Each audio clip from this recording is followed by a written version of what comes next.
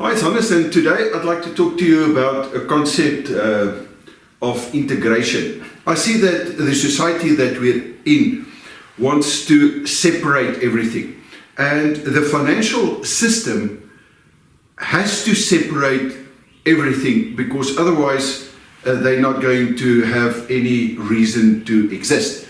Okay, so what do I mean with that?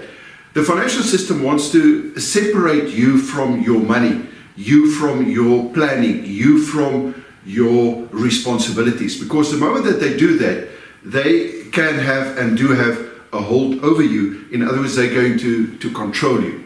And perhaps let me share with you some of the experiences that I had, or one experience that I had, and that is when I did those days I wanted to become a fellow of the Institute of Life and Pension Advisors. In other words, I had to get an ILPA qualification, which by the way today is the same as being a certified financial planner.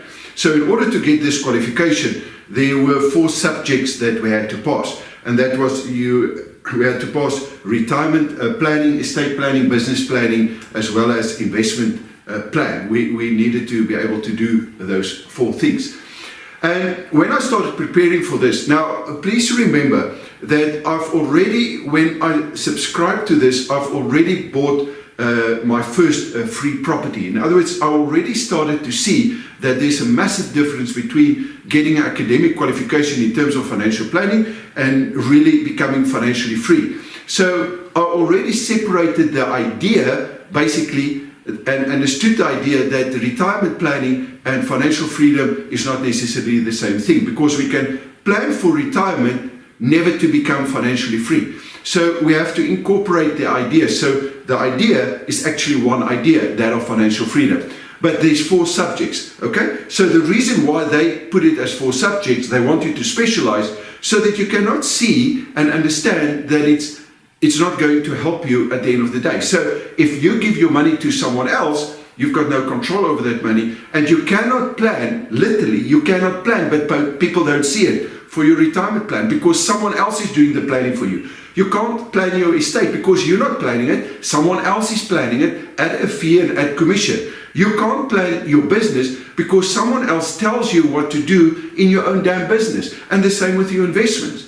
Okay, so when I started looking at this, I thought, okay, but what's the smallest common denominator? And I plotted it, and that, by the way, was my first mind map. And my first mind map I built on an Excel spreadsheet, because there are rows and columns, and you can take one field and expand that in order to get a concept across. Exactly the same thing as a normal mind map. Nowadays, of course, for the last, I don't know how many years, I'm using mind maps. But that was my first mind map. And as I started building this thing, because I knew that I wanted to become financially free, I saw that all of this is actually, it's one. And it's because of that intent. My intent was to pass that exam, and in doing so, I could see that if I have got the right attitude, then this thing is going to be sailing, which it was, because it's actually the same thing. Retirement planning is to get to financial freedom. Your estate plan is to get to financial freedom. Your business plan is to get to financial freedom. And your investment plan. But they're all exactly the same thing if we really think about it. So if I'm working on my estate, I automatically work on retirement, I automatically work on my investment, and I automatically work on my business. So my business equals my investment, that equals my retirement, and that equals my estate. So we needed, and I needed at that stage, to formulate something better. And that's how I came up with the wealth creators concept. Because a wealth creator is, the definition of a wealth creator is a person that knows how to create, grow, preserve, and enjoy their wealth. Okay, so there's a couple of terminologies that we need to understand. And the first one then is, if that is a wealth creator, the definition of a wealth creator, what's the definition of wealth? So if we look at the root word of the word wealth, before Adam Smith came and confused us, that was actually W-E-A-L, well, which means well-being. So we as wealth creators want to get into a state of well-beingness, right? And the only way that we can do it is through what I define as 7 areas. It's actually mind, body, and spirit. That's what we want to achieve. But we can break it further down into 7 areas of life where we want to achieve this, but these areas are integrated. So our financial side and our social side and the spiritual side is actually one. There's a metaphysical law, the law of 1 to many and many to 1. And that is exactly what we want to achieve. So we need, and we've defined what is wealth, and that is to be in a state of well-beingness. So how will the financial side, the working environment, help us to get there? Well, if we really look at it from a CFP's point of view, your investment plan, your retirement plan, your estate plan, and your business plan is going to help you to get there. So how are we going to get there? It's the intelligent use of limited resources to go from where you are to where you want to be. So when we start, we first need to create. What do we need to create? We need to create our investment. Our investment can be our business. In other words, we create a business. We create our estate. Your estate starts with 0, or at least my estate started with 0. We create a retirement for ourselves, or our financial freedom plan. So I then broke it down and I said, okay, first of all, we need to create it, then we need to grow it. What do we need to grow, and what do I mean with grow? There are different levels, and all we need to do is to do the right thing at the right time. In other words, get the right information, put in the right sequence for the level of the game that we're at, and then it's going to be sailing. So what is the smallest common denominator then? Well, we need to grow, and then we need to protect it. So when you build your retirement plan, or your financial freedom plan, or your business, or you need to consider it and say, okay, but how do I protect it? How do I mitigate the risk in each and everything that I do? That's how simple it's going to be. And I then said, okay, but this is still too complicated for me to understand. What do I need to do in order to get to being financially free, incorporating all of this that I've just said?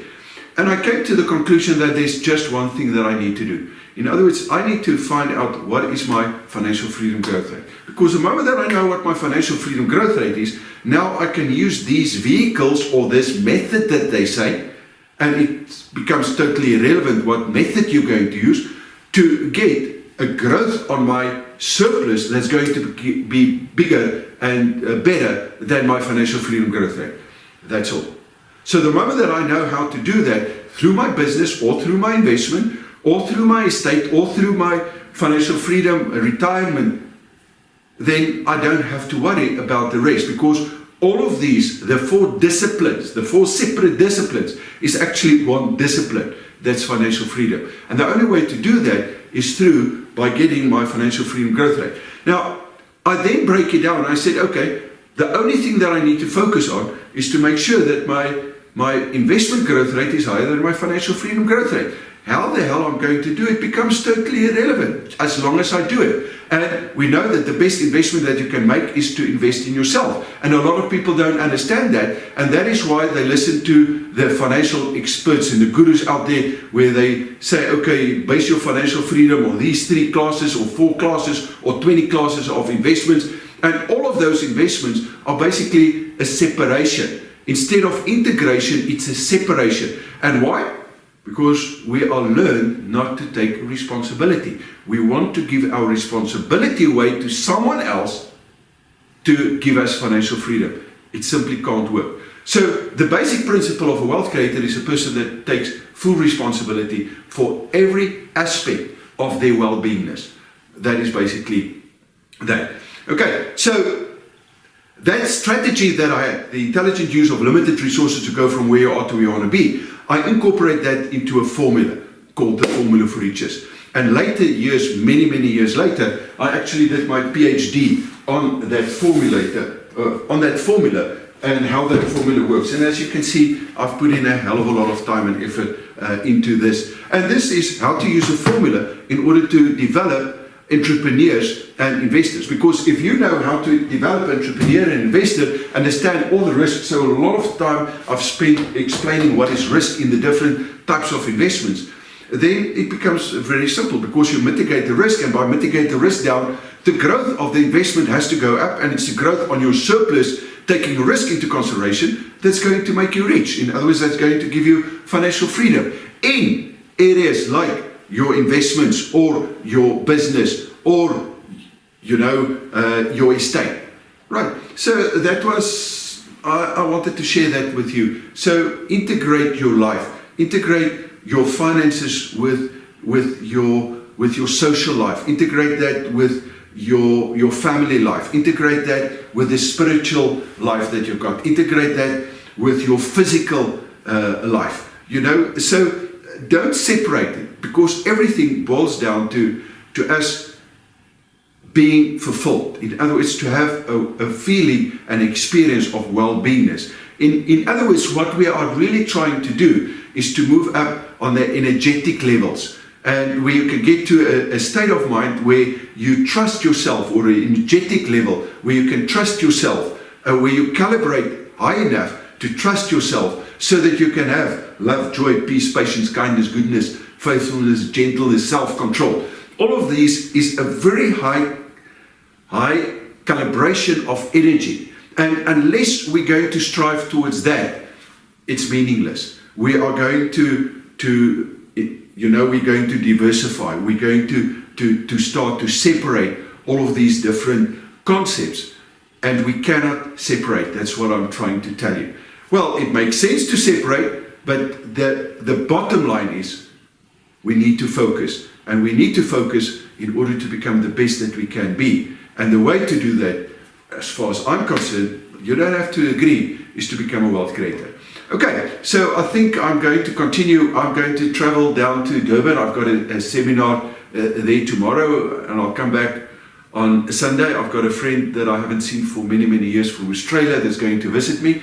So I'm going to fly in and out, basically. It's going to be a challenge for me in terms of the physical side, as well as to make another video. So I think I'm going to continue and tell you a little bit more about the PhD, and then I'm going to simply copy and paste the little TomTom story, so that I can show you that on a day-to-day basis I'm keeping my promise to myself. And that's another thing that we should do. It's part of the 4 agreements. Be impeccable with your words. Okay, don't take anything personally, irrespective of what you're going to say. And I know there's a lot of comments. I'm not taking it personally. It's your right. You have the right to say that, and it's perfect for you, because that's part of your belief systems. Don't make assumptions. Something that I'm guilty of. And then the last one is always do the best that you can, taking your circumstances into consideration. And this is my circumstances for tomorrow is going to be hectic to a certain extent.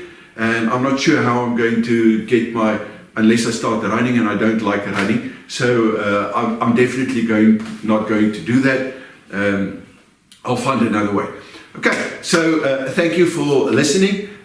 Please give me your comments if you think you can say something or add something to this. And then I'm going to start with the reason why I did my PhD. And by the way, I did my PhD interdisciplinary studies. In other words, I did not specialize in one specific area, simply because being financially free is not one specific area. Okay, so I'll catch up with you then. Well, you'll see me then tomorrow.